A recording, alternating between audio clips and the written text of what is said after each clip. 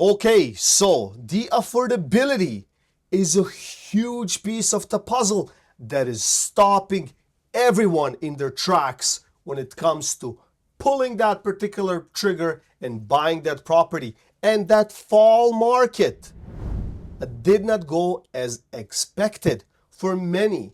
Many had that illusion or the thought or the news or their realtor or I don't know who, their neighbor, their dog, I don't know who told them, but everybody was betting large. They were throwing everything on that fall market. Now, for your information, everyone is throwing the chips for guess what? Spring of 2025, everything will change, everything will go up in price, and there will be crazy lineups for people to buy real estate. But hold on a second. Affordability is a huge problem. So as I mentioned in the beginning of the video, there's the affordability, okay? So I chose that sweet spot from $1 million up to $1.2 million in Mississauga. Mississauga is a suburb of Toronto. It's a beautiful city. It's over 1 million in population, has the diversity of condos and beautiful homes, cookie cutters, high-end houses, lakefront, and all of that stuff, has history and whatnot. But that's the sweet spot. So how many homes sold from November 1st up to December 15th? The most question that I've been asked recently, how's the fall market? Well, guess what? It's not good. Everybody was betting on the fall market of 2024 because they wanted to exit. They wanted to exit the market for a reason, okay? So hundreds upon hundreds of listings, specifically in Mississauga, obviously the entire GTA and including Toronto, right? So it like the terminations, suspensions are left, right, and center. And now those same folks are betting on spring of 2025 because at that time, I don't know, some kind of miracle is going to happen, even though we're going to see a surge and a spike of inventory that is going to be insane. We will not be able to walk any of the streets because we'll have more for sale signs than trees on your street. Yes. So what happens with that? Competition. What happens with competition? Price reductions. I will share my screen and I would like to get into some data, right? And the data is linked to affordability. What does this look like, in today's day and age? And I picked the best possible bracket in Mississauga, which is detached, right? Home from $1 million to $1.2 million.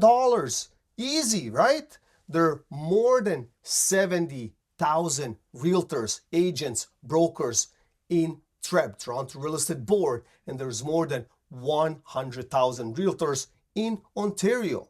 So the gears are moving. There's so much going on, right?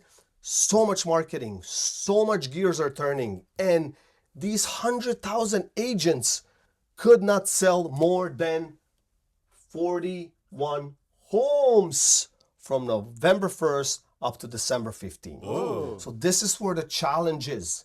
In roughly 41 days, they sold 41 homes. So one home a day. And I'm sure in your neighborhood, you saw tons of for sale signs, right? Obviously different price points and all of that stuff. But this is the sweet spot. Think about it. It's the sweet spot when it comes to a detach. So let's dive into the data and let's dive into affordability, right? Because it is very important. So let's check out this one. All right. So this one is located in Meadowville. Some say, look, it's not the best area, but it's still in Mississauga, northwest pocket. You know what? People live there. There are some good older homes with amazing floor plans and lot sizes.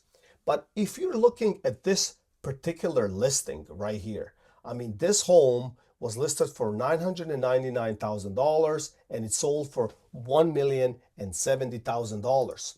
So, I mean, pictures, fully renovated outside. I don't know, it looks the way it looks, but it's okay. It's not bad. It seems like it has a good, decent lot size, um, enough rooms, beautifully renovated.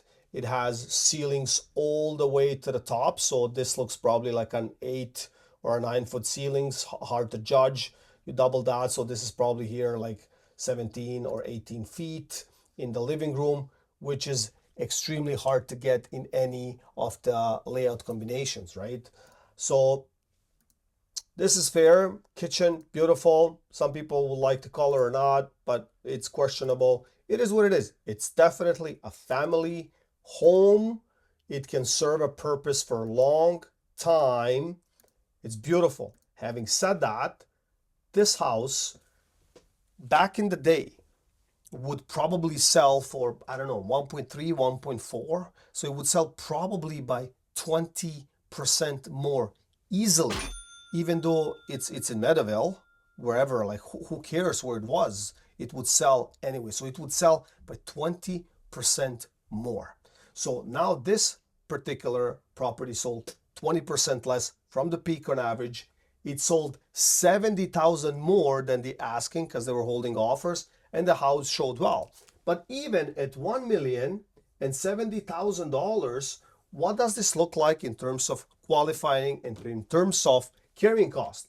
So let's get right into the calculator and let's see if you put down 20%, all right, 20% down on a house, which is very, very decent, you would carry an $856,000 mortgage. So if you punch in $856,000 mortgage, you would run a $5,000 roughly dollars a month for a mortgage.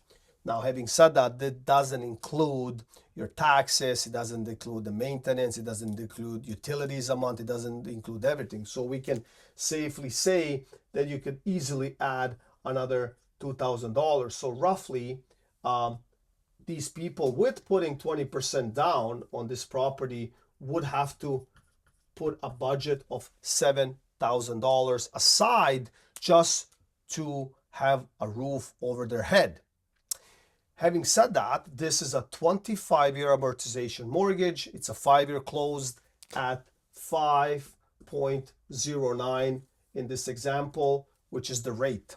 Now, if we switch the rate to, let's say, I don't know, 5-year closed, okay, open variable. So 5-year open variable comes to a 6.6% and brings your actual monthly payment to $5,833, which means that probably is not the best scenario in your case. Now, a lot of people would bet on that. They'll say, hey, listen, give me the variable, right? Even though there is like an $800 gap, right? Nonsense, but it will feather down. It's going down. Well, I don't really see anything go down because in this short example on one property only, we see that, you know, a family or a person purchasing this property would have to put $7,000 to cover just the costs. Never mind food, transportation, phones, you name it, like all the regular bills that we all have. So you could easily add another $7,000 on top of that. So now if we're talking $14,000 a month to cover everything, how much do they have to earn? Right? Isn't that crazy? They have to earn like $300,000-$400,000 in a family household. And I do know people that earn that, but I don't know many, right? Like because people are usually hovering around, you know, $60,000 to $80,000 in income, right? So I don't want to get into kids. I don't want to get into that because it gets even more expensive. So let's just stick to a 5-year fixed. So now let's go back to an article. It says here, GTA realtors reported 5,875 home sales through TREB MLS system in November 2024, up by 40% compared to 4,194 sales reported in November of 2023. Now, this, when you start reading news like this, right? Like, I mean, obviously everything is transparent and it does make sense because you see numbers like that. You're like, hey, buddy, like, you know, the sales are up. Like, think about it, right? Like 5,875 in 2024 November, and then you have a 4,194 in 2023 November, right? So this is significant. It makes sense. But the question here is, what kind of a product or what type or how good of a product would you be able to get in 2023 for that price? Because people were still holding. Remember, like in 2022 it started going up. 2023 people were holding by a straw just to hold on, and they were not, how am I gonna say, they were not maybe broken at that time. But now in 2024, I see more and more people. So as an example, you would have a 4-bedroom home that would be, you know, 1.25, right, in 2023. But now this 4-bedroom home in 2024 might sell for 1.2, right? It's still a sale. It still counts as a sale, but your money is getting a better product. So that means things are shifting in a different bracket. So one big, I mean, we can have more examples. I mean, like, okay, let's see this one. This one is in Erin Mills Peel, beautiful all brick double car garage. It sold for $1,080,000, got reduced by $70,000, right? So, I mean, similar case, similar money, like somebody carrying this type of property would probably, I don't know, like probably need like $6,000, $7,000, $8,000 a month to carry a property like this. In terms of the property itself, it is decent. You know, hardwood floors are laminated, has 3 beds, 3 baths, no grass in the backyard. Some people like that, some people don't, but it is what it is. I mean, like it's still a, you know, family size property and home, and it did sell, but it sold 70,000 less. In the peak, this home would be easily over $1.3 million, right? So everyone obviously is asking about condos, like what is happening with condos and all of that stuff. And with condos, I specifically took a range of $600,000 to $800,000 for a reason, just to see how much money can you actually fetch in this perfect bracket, right? So if we're looking at, let's say this one, we can argue 60 Absolute Avenue. This is in downtown core of Mississauga, here in Ontario and Burnham-Thorpe, the nearest intersection. 2+1, 1,000 square feet on average. This property sold for $600,000. It got reduced by $50K, and you know, now like 46th floor, so a high floor, has a parking spot and all of that stuff. But now let's see the affordability level, right? Like, let me just check quickly the maintenance fees.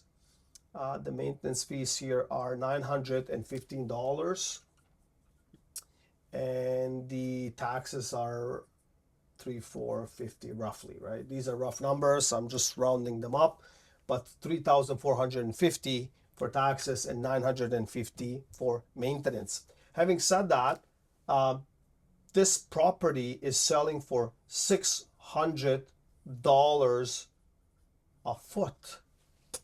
$600 a foot. for 8,000 square foot, 2+1 condo, right? In a decent building. Now, again, we can argue the shape and the size and all that stuff, but think about this for a second. So let's get into the actual data. $600,000, 30%. So you would run a mortgage of $480,000. We go to the mortgage calculator. We punch in 400. All right, so $480,000 would get us somewhere on 2,820 for a mortgage, plus the maintenance, roughly around 900, and plus the taxes around 300. So we're looking easily over $4,000. $4,000 for a condo, right, in downtown. Now, I don't want to get into the actual brand new developments and the pre-cons, because some of these prices are like easily over $1,000 per square foot, easily 1,100, 1,200, 1,300 all day long, right? Even in Mississauga. So let's get let's pick a newer one. 2-bedroom, 2-bath, 600 square feet, sold for 620. This is obviously northern Mississauga. Beautiful condo, nothing wrong with it, but 600 square feet, right? It says 600 to 700, so it's debatable, 3 years old, but still, right? This is like, let's say it's 650 square feet, so you're talking $953 per square foot. All right, so I will leave you with this, and just to throw it out there, like how much is the affordability back since we only had 41 of detached homes and 57 condos that actually sold from November 1st to December 15th. So this is just 100 properties that sold in these price ranges. So I don't know, we can scratch our heads. I believe that 2025 spring will give us new surprises, and in order to some of this inventory to be actually moved forward, we need the affordability to get back on the table, or our earnings to double, triple, or quadruple in order for us to actually afford anything anymore. So I'll leave you with this. I hope you got something out of this video. Please click like, share, and subscribe. And if you like anything else on the screen, please click, and see you in the next one.